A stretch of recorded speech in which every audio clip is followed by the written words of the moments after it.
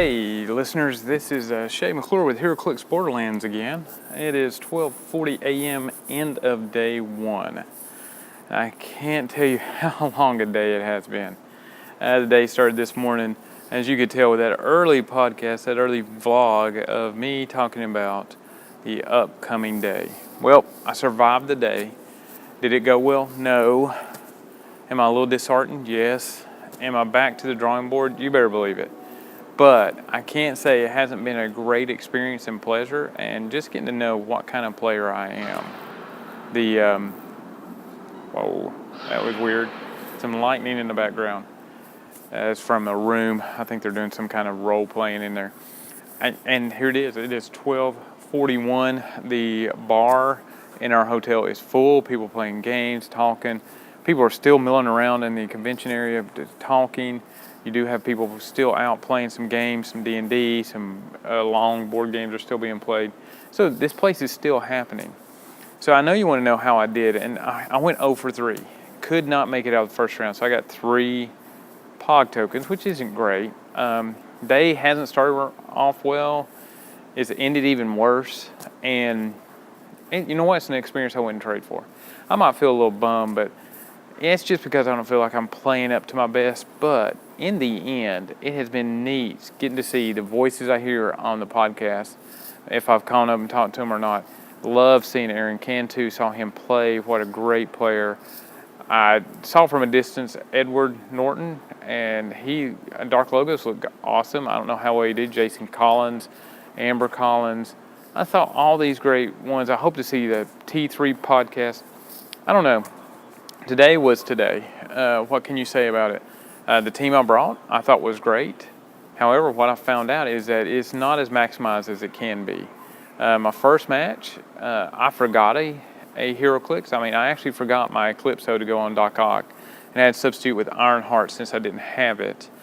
And just the first match, just made some rookie mistakes. Didn't take a power action off Doc Ock before I moved up Overdrive. My opponent took advantage of it, which, well, he should, and played a great game to finish me off.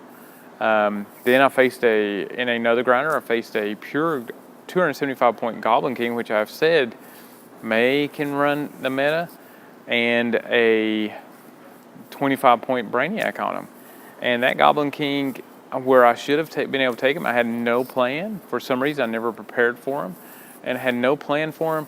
And ended up just getting wiped out. Could not damage him. He ended up taking out my Doc Ock. I missed attacks.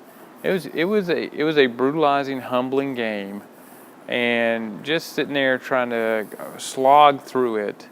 While it was a great experience, it was very humbling to me. And I want to be a great player. I don't know I'm there yet, and my team I know definitely is not there yet. And my last match I played, all these guys have been great. I played Matt. My first round, Miguel was a great guy to play against. I saw Eric there. I've been playing with him online. It's great to put a face to the internet. And then I played last was Jalen, awesome kid. He had pretty much almost a mirror match with me. He ran a Doc Ock team, but instead of having Magneto and WizKid, he had a Spider-Man ID call in, a 75-point Goblin King, and I'm trying to remember, he had Cap America, he had Doc Ock, he had Overdrive.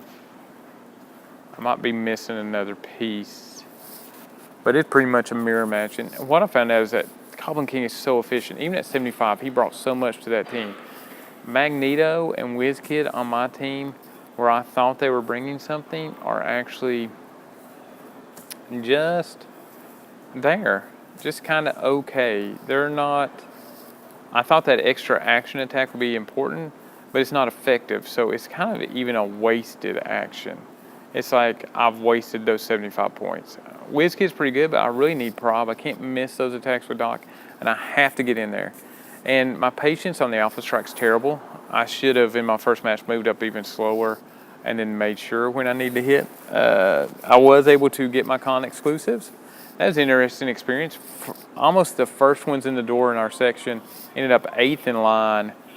The line wrapped around about 40 or 50 people. Was able to get the con exclusives. The guys who wanted some stuff, Michael was able to get you something, and was able to get Steven his stuff. Really appreciate You know, the patience whiz kids. I've had a great experience. The grinders were getting off pretty well. You made up your battle sheet one time, and if you kept your team the same, you just kept running with it. I got 3 in. That's what I thought. If I lost all of them, tomorrow's a new day. But I mean, my day wasn't over. I mean, I went through that, lost my 3 grinders. Kind of humiliating, but it was kind of interesting to see how good of players there are out there, how much preparation, and you know, them going through with the preparation, and it's kind of paying off for them. So it just kind of motivates me to go through that. I'm going to sit back tomorrow and just enjoy it. It'll be my last day to qualify. I hope I qualify. It'll come down to the team and how well I pilot it. I didn't pilot well today. I'll admit my mistakes. And tomorrow, maybe I can do better. Am I going to go with the Doc Hawk team? I am not sure. But, you know, I'm having a great time. It's been great. I can tell you my day, he started off with Battle Royales, which were fun. They have a Mech Warrior video game down here that me and my friend play every time we come down here. And we had a blast doing that, but I lost in that. Lost my 3 grinders. You're not going to believe this, but I'm lugging around so much stuff that I accidentally left one of my bags in the convention hall. And I just realized it maybe 2 hours ago after the convention hall was closed. So I have a bag of Heroclix, and of course I had done the right thing and separated them. It was my Justice League teleporter and all my colossals.